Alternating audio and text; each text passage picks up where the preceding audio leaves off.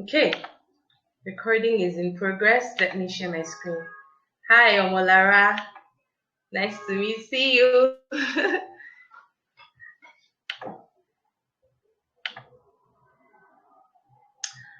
Okay, today is day 2. I will do a recap today for those who could not make it yesterday. So yesterday we spoke about the woman and her family. We had about 3 exercises, if I'm correct.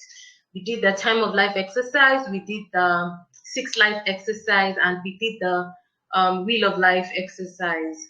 And I hope we all went back home to study it, think through, derive your answers, and then set plans in motion to execute, right? And then yesterday, in the course of speaking, I had mentioned that I was going to send an ebook that will further buttress on the 8-star woman, that will take you through the 8 dimensions and show you how interdependent they all are. My email was sent out yesterday evening, I believe, and the link was also put up on the group so that if you've not downloaded the book, you can do so. It's not a heavy book, and it's just a few pages. I think about 50 or 60 pages or so. Yeah, so it's not a lot, and it's a very interesting book, if I may say so myself. What else did I promise to do yesterday? Yeah, basically that's it. We're giving an assignment for day 2, and that's the time management exercise. So from when you woke up this morning, you were supposed to, look back on your hours, because we apportion them in an hour, in 1 hour time blocks, so that you can look back on your hour and see what you spent your time doing. So I hope you were able to do that. I'm sure you're not done yet because the day is not over. By the time the day is over, we are going to do a collation and then we're going to see what your outcomes were. And we're going to be talking about the kind of outcome you should expect today. So our objectives for today, there are just 3 major objectives, and I'm hoping that today we're going to have a lot of interaction. Yesterday was a lot of teaching and a lot of introspection. Today is going to be a lot of gisting, a lot of, we're going to be sharing ideas. I have my pen here, I have my notes here, because I'm also going to be listening to you and be making jottings, right? Things I can also use. So today I don't intend to be the only one giving. We're going to be giving to each other. So our objectives for today, the first thing is we're going to be learning tips to thrive at home and at work, right? We're going to understand the true role of the woman at home. Today we're going to see if what societies say we are is what we truly are, or if it's something different. So we're going to understand the true role of the woman at home, and then we're going to be answering real life questions. I already have 2 here. I got some questions as well via mail that I didn't include here, but in the course of our engagement, I would bring it up. So these are the 3 things we'll be doing today. So this is the first question. I'm going to ask the question. I don't particularly have an answer, so I'm expecting answers from you. That's why I have my pen here as well. And the person who asked it most likely will join us soon and see the question and hear your responses. And I'm sure there are others who did not ask this question, but they have a challenge like this or something very similar. So here's the question. My work is very tedious, and I always have to take work home. By the time I get home, I'm very exhausted. I end up clashing with both my husband and my teenage daughter. I feel like I'm failing as both a wife and mother. I have always wanted to have a great career.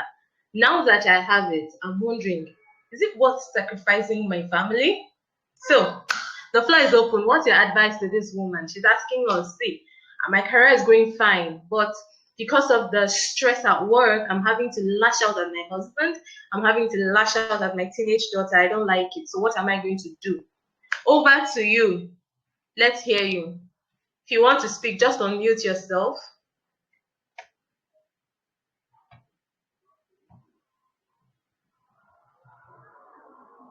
Uh, I can see three people online already. Four. Okay. So please, if you want to speak, just unmute yourself and speak. What do you say? What do you think? What's your advice?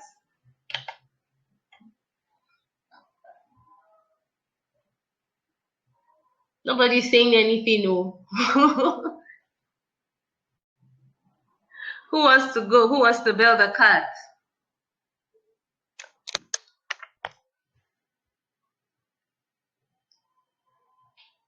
Okay, I think I'm just going to start calling people that are online because I really want to hear from you.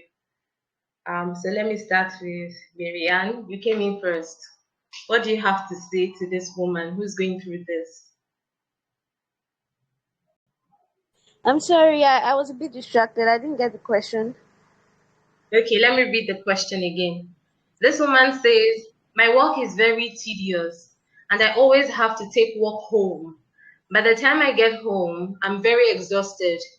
I end up clashing with both my husband and my teenage daughter. I feel like I'm failing as both a wife and mother. I have always wanted to have a great career. Now that I have it, I'm wondering, is it worth sacrificing my family? That's the question. So, what's your advice to this woman? Well, I don't think career is worth sacrificing your family. I think every part of our lives are important. Career is important and family is important, which still brings us to trying to maintain a balance and having to prioritize basically. Yes. Thank you. Thank you. Who wants to go? I can see Dr. Medina online. I can see Eneni. I hope I did not murder it. You Hello, corrected good me afternoon. yesterday. Okay. Good afternoon. I'm sorry I'm actually driving, but let me just try to chip Oh, in on two things. Um, okay.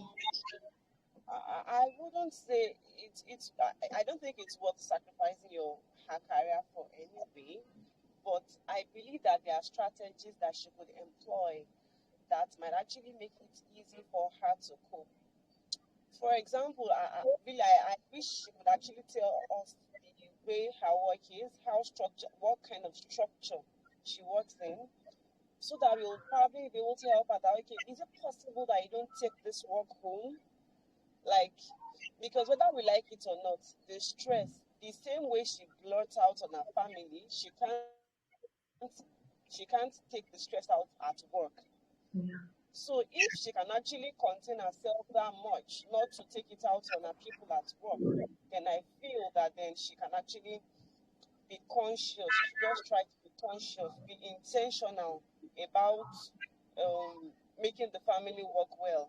Because God forbid, I believe she has an understanding husband. Imagine if the husband was not understanding. Some people will Hmm. go as far as just leaving that job to just settle their families, and then they can probably switch careers or something. But I believe her husband is understanding, and I feel that she has some work to do on her part by balancing. It's not easy. I believe that there are a lot of tips that we can get probably from this session today, because I believe that the session today is about balancing stuff.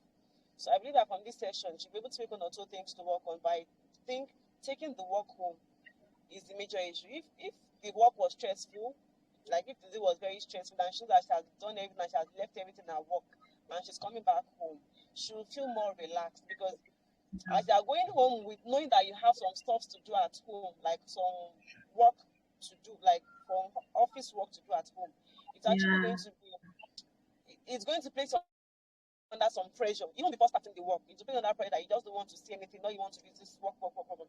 And even your child is saying something to you like, oh, mommy, I want this, mommy, I want that. It's not likely you will hear, but you will not just comprehend. You'll be able to process it, because what is on your mind is just meeting that deadline. And if that child is a teenager, she needs the best support from her mom, not from her dad now, from her mom, because there are a lot of things that a child will say to the mother, like a female. I think her child is she's a girl, so there are a lot of things that she would want her mom to be there for. So if she thinks of it in that line, then there's always a way out of every situation, that I believe, except you don't want to explore. But the moment you actually believe that there's a solution, there's always a way out. They should be able to, you know, just work around it and make the best of it, because truly career is not worth sacrificing your family for, in my own opinion. Thank you. Thank you very much. Thank you very much. Okay, I can see Omolara's comment. I'm going to read it out, but let me read out the second question. Question 2. I am extremely stressed. After being drained at work, I have to come home to cook freshly made food for my husband daily. He does not help me with domestic activities. I feel like a slave, and my productivity at work is beginning to dwindle because of this. What is your advice to this woman? This is this is almost like the opposite of the first person. So Malara says, I can't talk where I'm at, but here's my quota. For me, it's simple, and yes, I agree with the two speakers so far. To add, I would say, let work stay at work. This woman strikes me as a 5 to 11 type of person. You have already spent almost 18 hours on work, barely 7 hours left of the day. So I think, except for exceptional cases, at all other times, work should stay at work. Every day cannot be deadline now. That's so true. Okay, so this is question 2. This woman is saying that after being stressed at work, she has to come home to start cooking food, freshly made food for her husband daily. He doesn't help her with domestic activities, and she feels like a slave. Her productivity at work is beginning to dwindle because of this. Does anyone have any advice for this woman? Anybody wants to go? Nobody? Who do I call? Who has not spoken? I can see Benny. Benny, do you want to speak?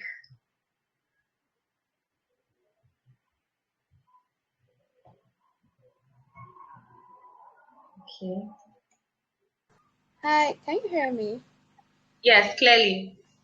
Yes, so I think that this is this is very, it's a dicey situation, more like, because it has to do with marriage. And really, when it comes to marriage, I don't think there's a cast in stone advice, because different marriages are peculiar.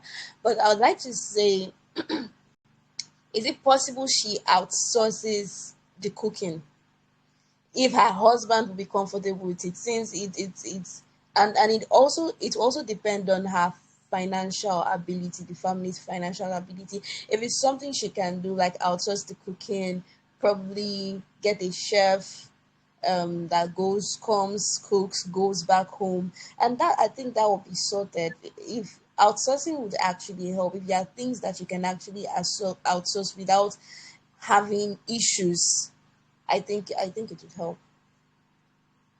Yeah, I totally agree with that. Okay, so let me continue because I want us to ask as much questions as we can ask today. So for both women, the first woman, she's having problems at work, and problems at work, is causing her to take it out at home.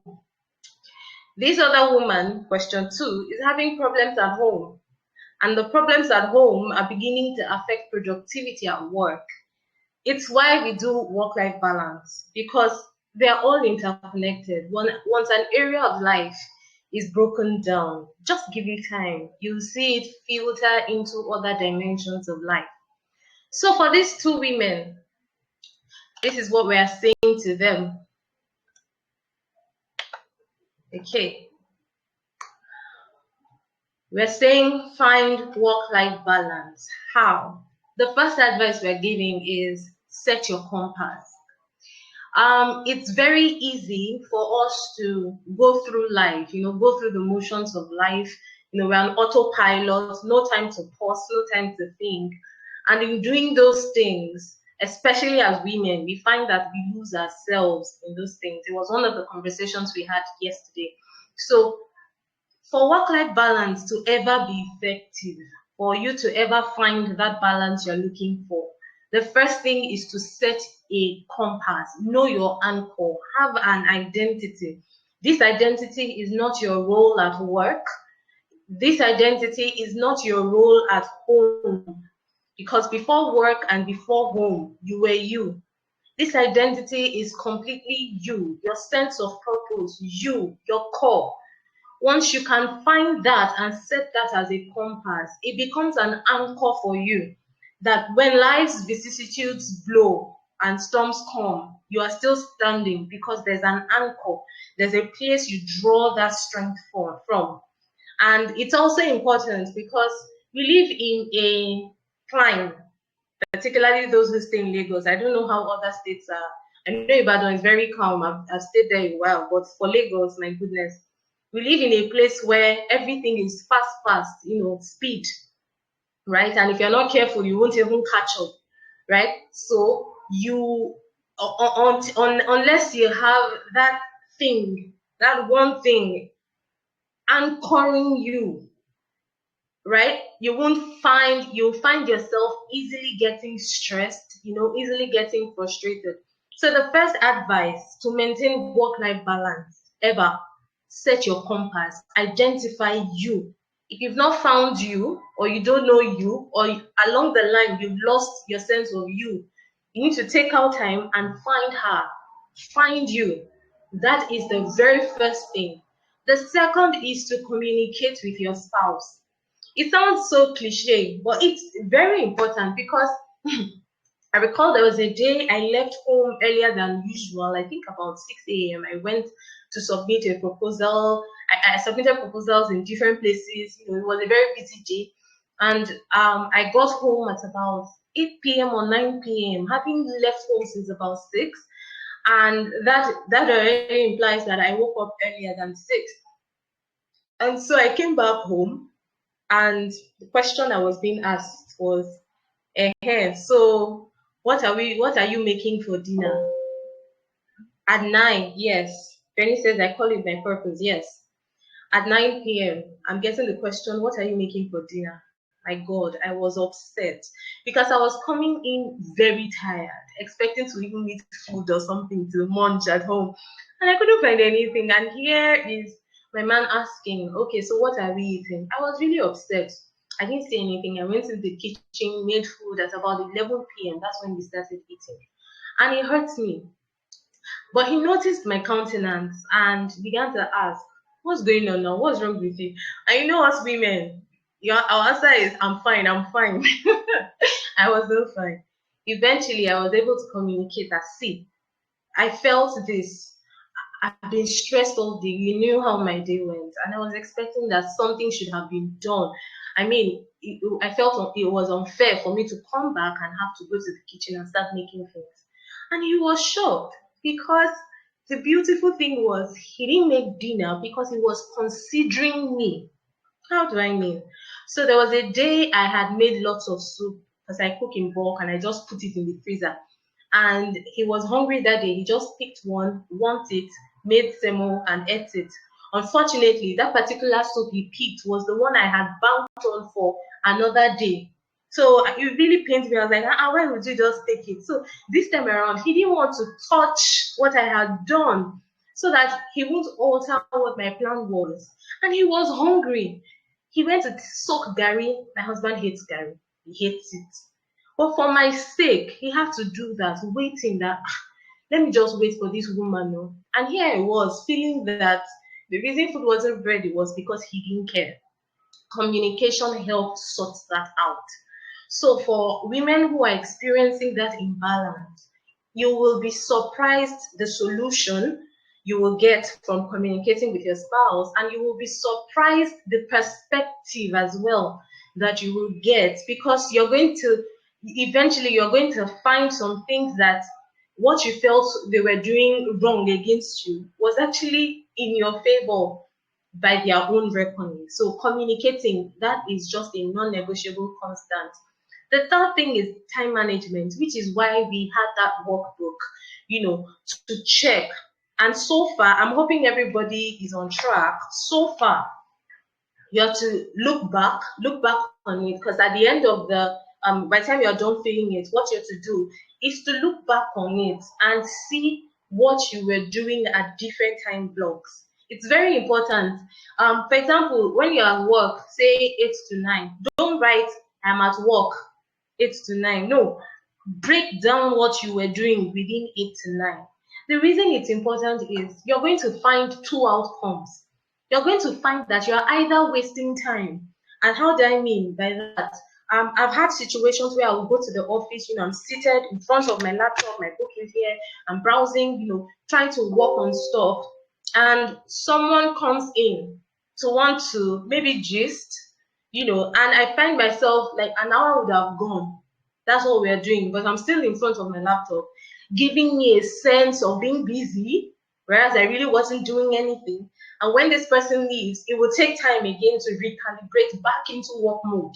So you spent about 2-3 hours doing nothing, but assuming that you have actually worked. Yeah, it's the same thing back then when I used to work on my phone. When I didn't have a laptop, I used to do a lot of my work on phone, and I get a lot of WhatsApp messages. And I find that I'm working, but I'm also responding to messages. And at the end of the day, I'm asking myself, why didn't I complete so much? And I still feel that, but I did a lot of work today. But when I carry out this exercise, I find that I didn't really do a lot of work. Between 8:30 and say 8:45, I was on Instagram, then I snuck out, came back to do some 5 minutes work, went back to Instagram, and I found those buckets of time that I was wasting. So that's the first outcome you will find. If you are wasting time, this exercise will reveal it to you. The second thing you will find is that you don't have enough time. How do I mean? So you set a to-do list for the day, and you're finding out that yes, you were very dedicated to what you were doing, but you still could not finish. It means you are taking on more than you can handle.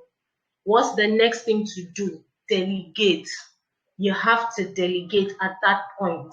Otherwise, you're going to keep putting pressure on yourself and transferring aggression either at home or at work, right? Because you are under pressure, you are very stressed. And then it's also going to affect your productivity, either at home or either at work, because you are taking on more than you're supposed to, right? So this time management exercise is going to give you either of both outcomes. You're either going to find out you're wasting time or you are doing too much. Don't be scared to ask for help. You have to find how to delegate. And by delegation, I'm not saying relinquish your authority over what has been committed into your hands, but rather bringing someone on board to help.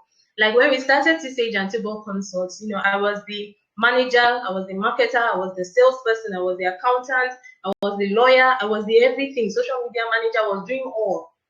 And things were falling through the cracks because I mean it's impossible for one person to run it all. But then when you start out, that's how it mostly starts out as. So eventually, I had to bring someone on board to begin to help me with social media management. Right? When he came on board to start helping me, I was still giving him content because I was scared that he could deviate from what it was I was doing. So he couldn't do anything without me giving him what to do. And one day I sat and I said to myself that this thing is not making any sense. If I brought someone on board to help me and I'm delegating this particular part of the assignment to this person, I should be able to trust this person, right? And so I just settled on I'm going to be doing blog posts. You go look at the blog posts, draw content from what has been written. And so he gets to design the flyers, he gets to do the caption, he gets to do everything, and off he goes. If there are mistakes, I point out that, these are mistakes. He will go back there, make edits, and so far he has been growing. Now I barely supervise. He runs it himself. But if I had not learned to trust him, I will still, I'll still be struggling because I'll have to prepare for this session. I'll have to handle social media. I'll have to handle submitting proposals. I'll have to handle, it's a lot for one person. So don't be scared to ask for help, right? And this example I gave is in the context of work. In the context of home, there was this story I read on Twitter about a lady who got married to a chef, and not a local chef. I mean, this guy makes intercontinental dishes beautifully well. And the wife was trained or groomed to believe that the woman's place is the kitchen. If you cannot cook for your husband is going to go out and get a side chick or do something. So this woman was forcing herself to cook for her husband. But her husband, as a bachelor, was already a chef, a really good one, awesome in the kitchen, making nice meals. This woman does not come near his ability to cook. And he would beg his wife, please, let me be the one cooking. I'm begging you. The wife will say, no, it means you don't like my food. If you don't allow me cook. I mean, she found her sense of identity as a woman in the kitchen, that if I can't cook, I failed as a woman. That's what she believed at the time. And so this man was eating meals he did not particularly like, knowing he could even make it so much better. He would sneak out to go to his parents' house to quickly make some meals and eat, right? He was finding it difficult to eat his wife's food until they came back to this point: communicate with your spouse. He had to sit her down and keep reiterating that, see, if you allow me cook for you, I don't see you as less of a woman. If anything, I respect you for being able to hand this over to me. And eventually, she relinquished that role. And the man is so happy doing it. It's what he loves to do. He does it professionally, not because it's a task or a chore on him, but because that's what he loves to do, right? He started his own company, his own restaurant, because that's what he wants, that's what he loves. And so having to find that expression at home again made him so happy. So the husband that was always leaving home, finding excuses to go out just so he can eat a better meal, started staying more at home because now he was the one in charge of the food. And the woman and the children were enjoying the meals because this man makes top-notch meals. So don't be scared to ask for help at all. That's one of the important things in work-life balance. Don't be scared to ask for help. Asking for help does not mean you are weak. A lot of us are afraid to show our vulnerability, right? Because in your vulnerable state, you can be taken advantage of. But the truth is, vulnerability is also strength masquerading as weakness if you know how to wield it properly, right? So the next point is, remember the AHA system of thought. That was the last point we spoke about yesterday. In work-life balance, you have to remember your humanity. You have to remember your authority. You have to remember to be altruistic. You have to remember ascendancy. You have to remember this four, because there are times where you have deadlines. Like Kamalara said, it's not every time. But there are times you have those deadlines. There are times work will have to come home. I mean, there was a period my husband and I were working back to back, Sunday to Sunday. We had to sit and decide that, see, on Sundays, it really doesn't matter whether there's a deadline or not. Sundays are off. No work, no nothing. And so sometimes when we wake up, we're itching to work, and then we'll be like, oh, please, sometimes we'll even have to ask ourselves, please, can you just give me 2 hours? Let me just do 2 hours work today. And if the other party says, no, I don't want it, that's it. If the other party says, oh, fine, you can do 2 hours, but don't exceed, that's how it will happen, right? So you have to remember that sometimes there will be that imbalance, right? Because that's life. The balance will not always be there, and that's the truth. Our job is to make sure that the balance is there as much as possible. But life happens and an imbalance sets in. Remember the AHA system of thought so that you don't tread the guilt part, right? You don't tread that part of guilt and begin to feel like a failure, like that woman in question 1 began to feel like. And then if you also noticed in question 1, she was asking herself, now that I have career, is sacrificing my family worth it? That already points us to something in the 6 life exercise. Recall yesterday, one of the things I said is the beautiful thing about the 6 life exercise is that it allows you take an introspective look into your life and preferences.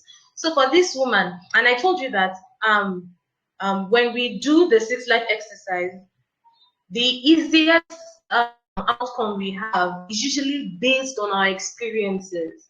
But if you want to know what your core truly wants, change your paradigm and ask yourself, if I do the 6 life exercise for my child and I say this is the kind of life I want my child to live, what will my answer be? whatever answer you derive when you do that, that's truly your core, right? That's the core that experiences and life's storms have not tinted, right? And you find that every time we do it, like many times we've done this. Oh wow! Every time we've done this, we find that um, answers change, right? So for this woman, I'm sure if she had carried out the six life exercise, she probably would have put the wealthy investor as her first life, her preferred life, right? But if she had been asked, "Oh, what kind of life do you want for your child?" the answer would change to probably the stonemason. And I hope everyone got the mail that showed the breakdown, the proper breakdown of the six life exercise, so that you can understand it and use it um, as a reference material going forward. And then finally, for this, you have to learn to set priorities. That is very, very, very important. Setting priorities is important because in economics, we are taught the scale of preference. Many things will come your way, but you have to ensure that you do not allow the tyranny of the urgent replace what's important in your life. That's something very, very important because the tyranny of the urgent can blind you to what's important and you begin to think that the urgent is important, whereas what's important might not even be urgent. So you need to know how to set priorities. For that woman in question one, her priority was already family life, right? And so she will have to make certain adjustments using these tools. Now, the role of the woman at home. Society paints the role of the woman in a particular direction. We are told that the woman is the money manager. We are told that the woman is the dry cleaner of the house. The woman is the one that cleans the entire home. She's the homemaker. She's the PTA attendant. I mean, every time you go to schools to talk to parents during the PTA, 80% of the people there are women. Um,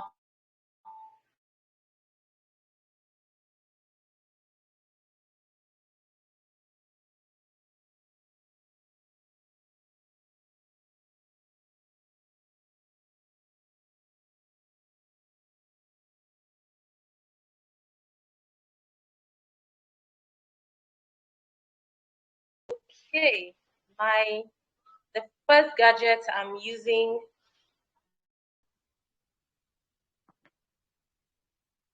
Okay, the first gadget I'm using just went off, so I'm having to switch to my phone.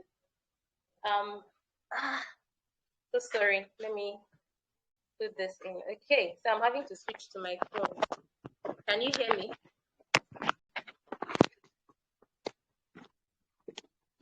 Can you still hear me?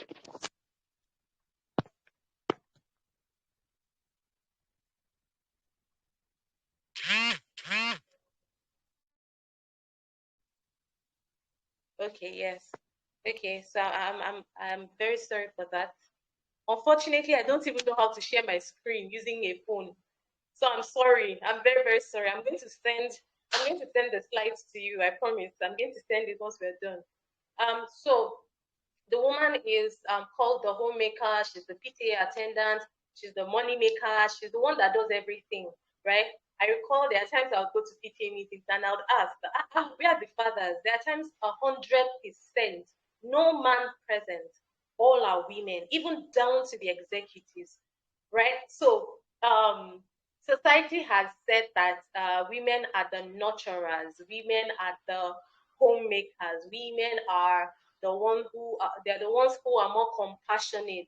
And so because of all of these, right, it's why they are the ones who attend the PTAs. They are the ones who attend and take care of whatever has to do with family. They're the ones in charge of all of that. But I want to debunk something today. It is true that it looks like, and society has said, that the woman is the more compassionate one. Therefore, she's the one who should be in charge of this, and this. Scientifically, that is very wrong. Medically, there was a research I stumbled on. I wish I'm able to share my screen. I honestly don't even know how to do it here. Okay, hold on, let me try. Let me see if I can share it.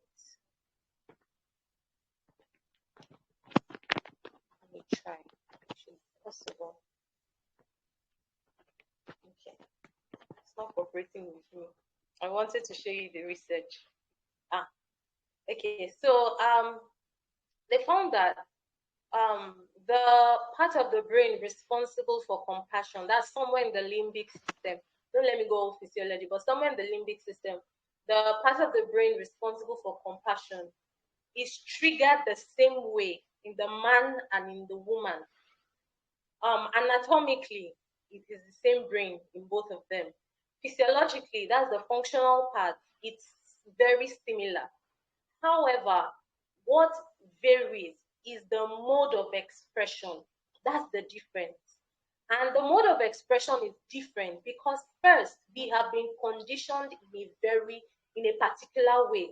First, we live in a patriarchal system that has conditioned men crying as being weak and women crying as you're a woman, right? So when a man cries, you hear people say things like, "Stop crying, you're not a woman, be a man," as though being a man means suppress your emotions. But unfortunately, that's the message society preaches. And so, even though the brain is stimulated the same way in the male and in the female when it comes to compassion, their mode of expression becomes vastly different, right? It's why a woman is not afraid to express herself. She's not afraid to hug her child. She's not afraid to say, "Oh, I love you" to my child. She's not afraid to cry in the presence of her child. She's not afraid to do all of those emotional expressions. So society has given her an outlet for expression. But for the man, it's even more difficult. And so it creates a kind of cycle because men don't express as much as women. Women are automatically tagged as the ones to go to when there's a family feud, as the one to go to when they need that emotional strength, right? Whereas men also need it equally as women, right? I recall one of my friends, she put to bed and they didn't have a car at the time. They were leaving home, and the man was the one carrying the child in this what's it called now? Monkey jacket. This jacket where you put your child in front. I don't recall the name now. He was the one with with that. The woman wasn't with anything. She was free. She was just with her handbag. From the time they left home till they got to the bus stop, they kept getting feedback. And give the child to his mother now. Why are you the one carrying the child? Madam, what are you doing? Why are you the one not carrying? I said that was the conversation, and the man did that deliberately because he's someone who believes in equality. And when I'm saying equality, I'm not even talking about the toxic femininity that we have now.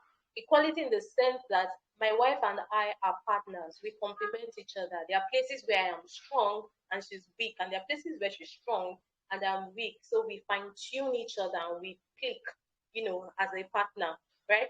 So that was the statement he wanted to make that day. And believe me, from the period they left until they got to the bus stop where they would board the bus, back to back, people kept speaking, right? So the role of the woman at home, yes, our role is to be homemakers, but don't leave out the fathers. If the father is present, don't leave out the fathers. Bring them in. And it's also important because I can share my story. Growing up, my dad was the one we couldn't approach. We were always scared of him. Fast forward to when we became adults, my dad started looking for companionship in us. He wanted us to be able to talk to him. He found out that when we are going through things, it's my mom we all call. And then my mom is the one who gets to relay the message. Sometimes we tell my mom, don't tell daddy yet. So years can pass. We'll now be like, you can tell him. And then when he's like, when did this happen? And she's saying, oh, so and so years ago. He's shocked. Why don't you people speak to me? Right? So that's the danger that will happen if husbands are not brought into um, family life role and we leave it as a woman's role. It is true that because we are the ones who give birth, um, breastfeeding allows for that bonding to happen. That's one biological way bonding already starts for us.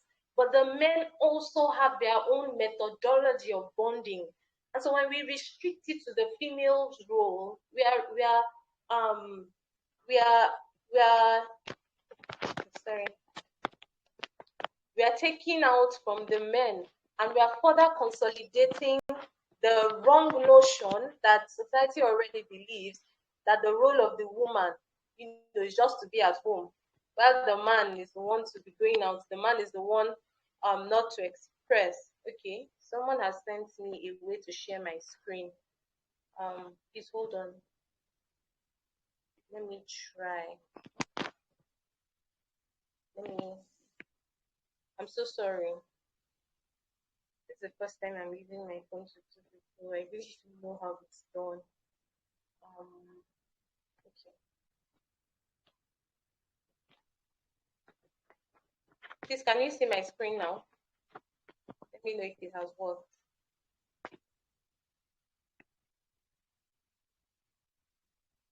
Can anyone respond? Can you see my screen now? No, I can't. Oh, okay.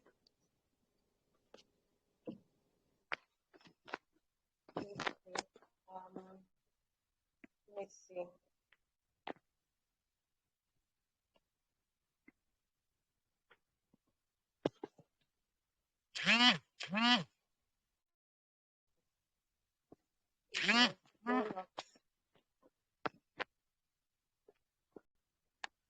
Okay, I guess I'll just have to continue without it.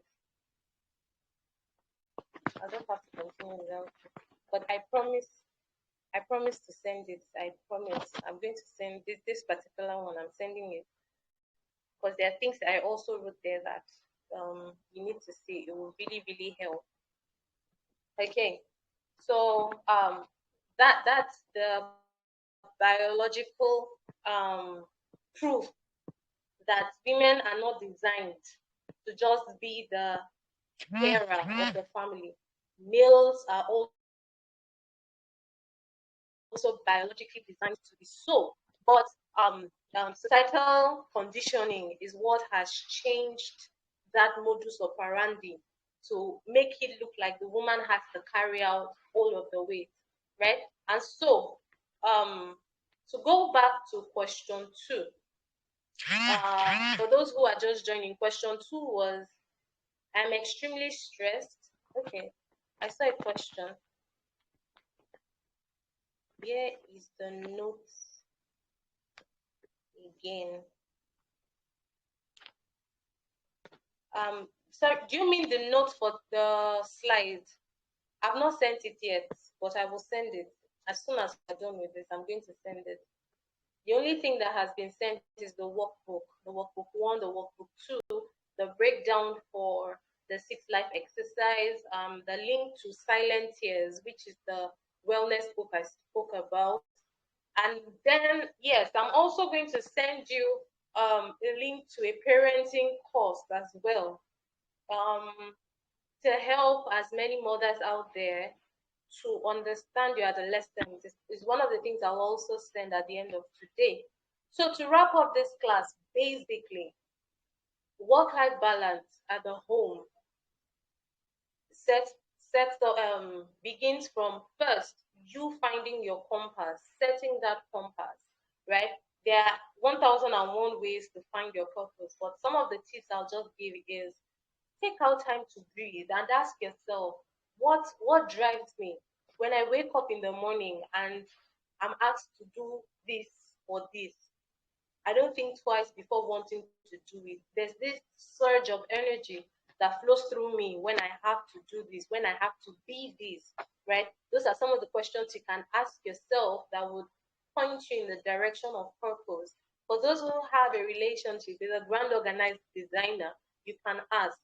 But you can ask friends around you what are their perception of you. Now, asking for perception from others is not that's not your definition. That's just to help you have an idea of how you're perceived. Perhaps there are things others are saying that you are not seeing. So don't take perception as a definition of who you are. Perception is just one of the tools you can use to confirm what you have found out, right? So those are the those are the tips I would share regarding the woman at home, the woman and her family. The woman truly is designed to be the one catering to the family by societal expectation. But do not allow the stress of doing that weigh on you. Like the story I shared about the woman who had a husband that was willing to help, but did not want to relinquish that assignment because the way she was brought up was that as a woman, if you can't cook, you're not useful to your husband. But that's not true. I, for example, my husband can cook and I can cook. I mostly cook, but there are times where I'm like, there was a period I felt ill. I didn't step my foot into the kitchen. He was the one who was helping out. And there are times where he can just say, oh, I want to be the one to do this today. I don't fight. Why will I fight? Yes, I love cooking, but if someone wants to help me out, why am I running away? Right? So it's why finding that sense of purpose, finding you is important. Once you discover you become that anchor, right? On which all other facets are built on. So basically, that's where I'll end this class so that I can take real time questions. Because one of the promises I made for today's class is that I want to answer real time questions. I want to answer your questions, right? I only put up two of the questions I was asked so that we'll deal with those two because it sort of fits into what we are doing today. But let's take real time questions now. So if you have questions, please throw them at me. Let's just discuss it and attend to those ones. Because unlike yesterday, we didn't have enough time for questions, so I promised that today we would have enough time. So please let me hear you. If you have questions.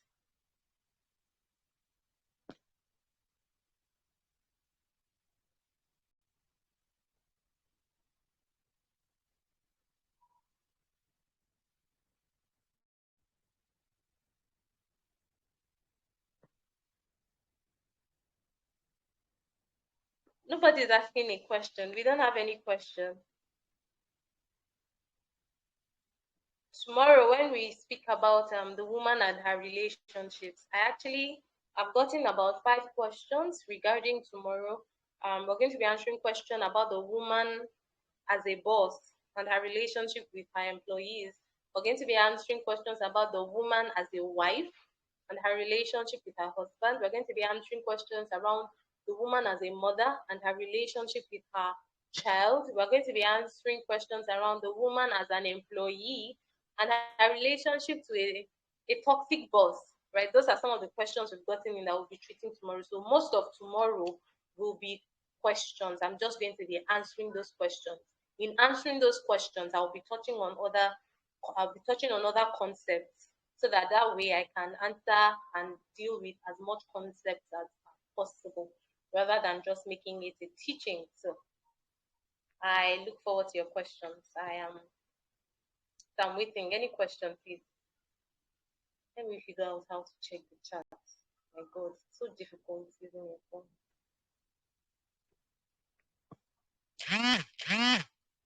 Oh, okay. Oh, yeah. When it comes to questions, I'm supposed to stop recording. That was the agreement so that if people want to ask personal questions, they can ask personal questions.